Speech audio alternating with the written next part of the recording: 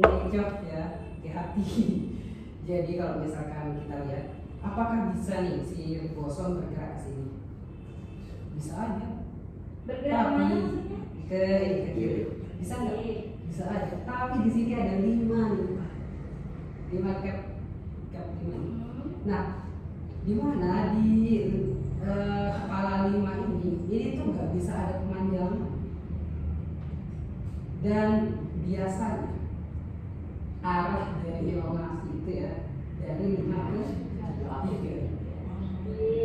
Ini syaratnya ya deh ya. Ini ngecer nih. Kalau misalkan di sini 3, di sini 5, nah setuju tuh dari sini ke sini. Dari sini ke sini. Kalau misalkan di sini itu 5. Contohin yang 3 ke 5, contohin yang 5 ke 3 coba. Misalkan nih, kalau misalkan ini ya garis, tarik garis. Ini ada ribosom. Terus ini ada 5. Sini ada 3. Kalau misalkan ribosomnya bergerak sedangkan udah stand mau ke sini. Sedangkan nih, kalau misalkan kita lihat di gambar, kalau misalkan ribosomnya ke sini, saya ke sini. Itu ketahan 5 ini nggak bisa ada penambahan bahasa nitrogen. Sedangkan kalau 3 ini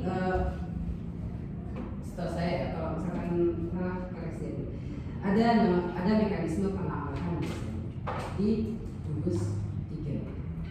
Nah kalau misalnya gugus ini nggak bisa, sehingga kalau misalkan dia bergerak ke sini, ini bakal dapat mungkin 1 atau 2 si asam amino atau polipeptida saja.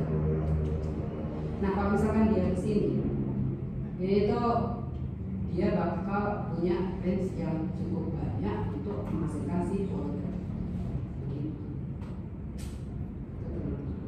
Dan kalau misalkan kita lihat di sini juga cukup jelas di mana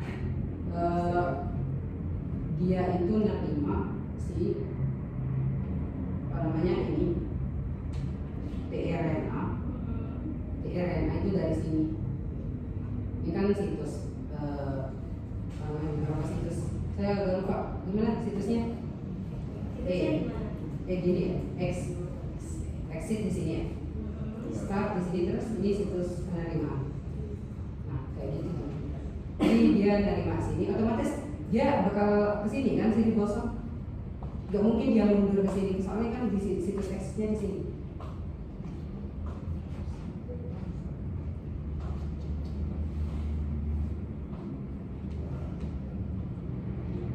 So what is the summary? Salah benar? Benar. Jadi benar kata temannya, ada istilah ini di apa sih namanya, di ribosom itu ada di sel besar, kemudian ada bagian yang amino asid, penerimaan amino asid gugusnya yang pertama di tRNA-nya. Jadi dia yang menerima pertama, kemudian juga yang kedua itu sebagai penerima penampungnya. Jadi dia menampung dari yang A ke yang B ini. Setelah dia udah panjang jadi polipeptida. Polipeptida itu apa? Polipeptida itu adalah kumpulan-kumpulan dari sini asam amino itu. Jadi yang dari A ke B itu dia ngumpul, dia terakumulasi, dia terkumpul panjang banget. Kemudian dia berpindah ke yang E, ke tahap yang exit atau keluar. Nah disinilah dia mulai berenang ke sitoplasma. Itu modelnya ya untuk yang translasi. Jadi dia benar. Kalau yang C, label C menunjukkan ujung karboksil dari polipeptida yang sedang disintesis. Label C yang mana? Label C yang ini. Kira-kira ini benar nggak dia menunjukkan ujung karboksil pada tahap benar-benar akhir, puncak akhirnya gitu. Dari apa sih istilahnya? Dari polipeptida yang sedang disintesis. Kira-kira benar nggak itu adalah ujung karboksilnya?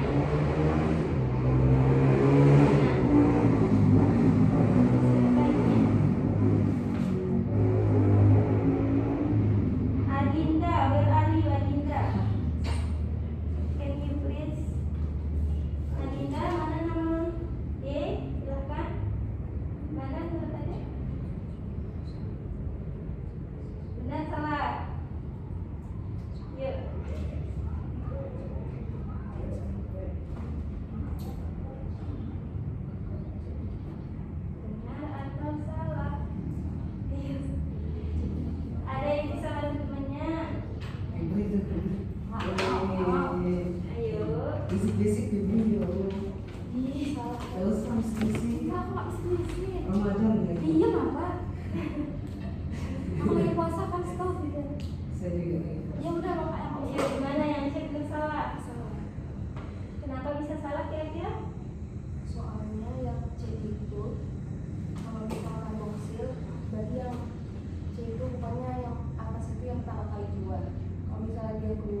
terus dia berkaitan dengan itu yang strand yang ada di itu lagi melakukan transaksi itu, nanti dia itu dari 3 ke 5 juga.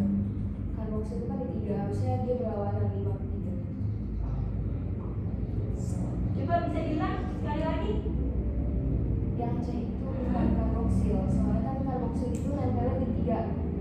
Oke. Terus nanti kan Yang C ini nempelnya di yang C itu nempelnya di Ya. strand. Oke.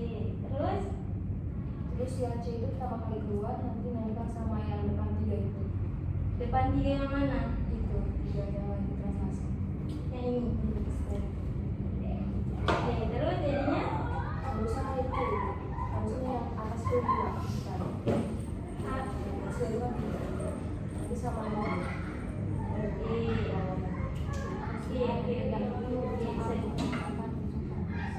Ada lagi? Hati-hati. Gimana ayo? Ini Ada itu, tambahan? iya, saya nambahin sedikit. Ingat-ingat kembali di mana di bahas asam nitrogen ini, asam amino atau protein itu ada namanya ujung karboksil sama ujung Amin. nah ini ya kan Ya. iya benar kan iya benar nah itulah di sini pengaplikasi itu yang ditanyain sama si pernyataan ini. Virgin menunjukkan karboksil dari polipeptida yang sedang disintesis. Apakah benar nih di sini itu ujung karboksil? Enggak, itu tuh ujung aminonya. Ini itu N-nya kan ya? Ya. Nah, itu seharusnya. Kenapa? Alasannya kenapa? Jadi yang C itu di sini. Ujung C itu di sini. Misalkan lebih spesifik, misalkan ada asam amino ini, karbonnya itu berikatan sih, ada C. Ntar kalau misalkan ini mau berikatan, dia berikatan sama C. Kan kita ketahui itu bahwa C itu dia punya apa namanya ini? Karboksil. Ini bisa seri elektron. Oh iya, banyak dia ya. Banyak iya, 4 ya. Genomnya. 4 ininya. Apanya enak buat elektron valensi ya. Gitu. Jadi kenapa kayak gitu? Di sini. Sehingga nanti kalau misalkan ada di sini ya enak aja dia berikatan gitu. Soalnya bisa transfer elektron. Oke. Jadi yang sebenarnya dia mulai pemanjangan itu dari sini atau dari sini? Dari bawah. Dari sini ya, bukan dari sini. Ya, dari sini ya. Oke, bukan dari atas ya, tapi dia dari bawah. Karena dia Ini nambah. Panjang. Terus ada lagi tambahan?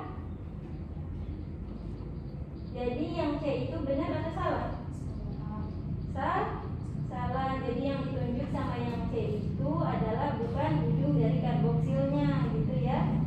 Nah kalau yang D gimana? Label D menunjukkan ujung 5 dari molekul tRNA. Benar salah? Nah benar salah. Ujung 5 dari molekul tRNA. Benar salah? Ini yang ini. Yang itu loh, deh. Nih yang ini. Sorry. Ya. Bagian D ya. Ini kan pelipatan nih yang kayak tabung ini. Tetap ada 5 3 ya. Ada 3, ada 5 ataupun ada 5 ada 3. Jadinya yang D benar salah? Apakah benar? Benar atau salah? Yang sebut dah Muhammad Rifki Al-Farisi. Benar salah? Mana? Label D menunjukkan ujung 5 dari molekul tRNA. Benar. Benar, kenapa? Apa alasannya? Yang di ujung 3 itu kan anaknya. 3 sebenarnya. Oke, gapnya ya. Kemudian kalau yang 5 Itu baru tRNA yang